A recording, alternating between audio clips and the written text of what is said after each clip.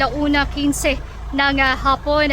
Ngayon ay isinilbi na nga ang warrant of arrest dito sa isang private resort ni Atong Anga dito sa Barangay Pandaket, Zambales. Din ay 5 katao lang pinayagan na makapasok sa loob ng private resort.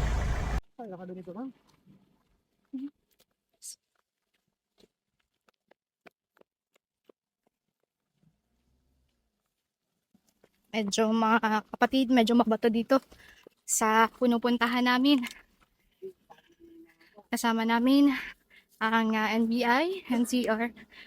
Gagawin dito sa isang resort sa Pandaket, Zambales. Kada sa una sa daan ay ang makawani ng NBI. Medyo mahaba-haba ang lakaran na ito. May bigay na ID kaya hindi ako nagpupilit pumakit.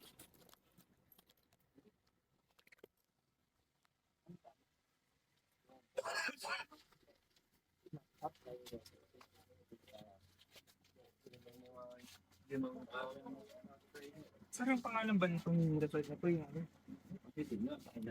components sa Mga kapatid, kasalukuyan tayo naghahantay ngayon sa labas ng gate ng one of the resort ni Atong Ang dito sa Pandaket, Zambales.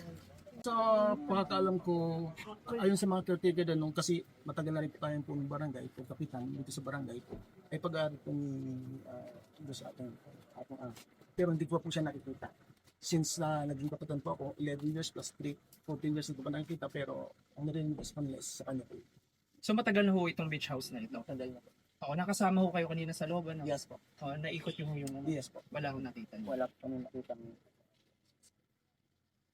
Pero bago po ba ito, mayroon po ba tayong nakita mga parang kahina-hinalang movement dito sa area, palabas lalo na dito sa area na to? Wala naman po.